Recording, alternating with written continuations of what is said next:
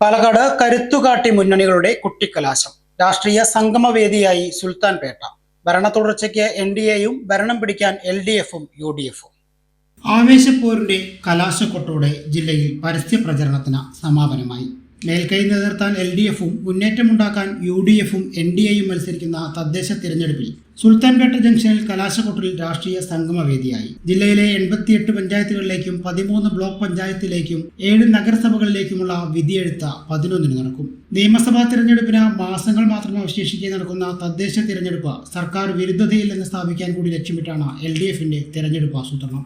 ജില്ലയിലെ തദ്ദേശ സ്ഥാപനങ്ങളിൽ മേൽക്കൈ LDFിനാണെങ്കിലും പാലക്കാട് നഗരസഭാ ഭരണത്തിലേറാൻ കഴിയാത്തതിന്റെ ക്ഷീണം ഇക്കുറി മാറുമെന്ന പ്രതീക്ഷയിലാണ് LDF. സർക്കാർ വിരുദ്ധതയും ശബരിമല വിഷയവും വോട്ടിൽ പ്രതിഫലിക്കുമെന്നും സംസ്ഥാന തിരഞ്ഞെടുപ്പിന്റെ ചൂണ്ടുപലകയാവുന്ന തദ്ദേശ തിരഞ്ഞെടുപ്പിൽ മുന്നേറ്റം ഉറപ്പാണെന്ന് UDF ക്യാമ്പും കരുതുന്നു. തദ്ദേശ സ്ഥാപനങ്ങളിലെ മുന്നേറ്റത്തോടൊപ്പം പാലക്കാട് നഗരസഭയിലെ ഭരണ തുടർച്ചയാണ് NDA ലക്ഷ്യം വെക്കുന്നത്. 3 മുന്നണികൾക്കും തലവേദനയായി വിമത ശല്യമുണ്ടെങ്കിലും പ്രതിസന്ധികളെ തരണം ചെയ്യാൻ കഴിയും വിധം സംസ്ഥാന നേതാക്കളുടെ നിയന്ത്രണവും ഏകോപനത്തിലുമാണ് ജില്ലയിൽ 3 മുന്നണികളും തിരഞ്ഞെടുപ്പ് പ്രവർത്തനങ്ങൾ നടത്തുന്നത്. 3 മുന്നണികളും സ്വാധീനം വർദ്ധിപ്പിക്കുമെന്ന പ്രതീക്ഷ വെച്ച് പുലർത്തുന്ന തദ്ദേശ തിരഞ്ഞെടുപ്പിന്റെ കലാശക്കൂട്ട് അണികളിൽ ആവേശം നിറയ്ക്കുന്നതായി. വിക്ടോറിയ കോളേജ് പരിസരം മുതൽ സുൽത്താൻപേട്ട വരെയായിരുന്നു LDFിന്റെ കലാശക്കൂട്ട്.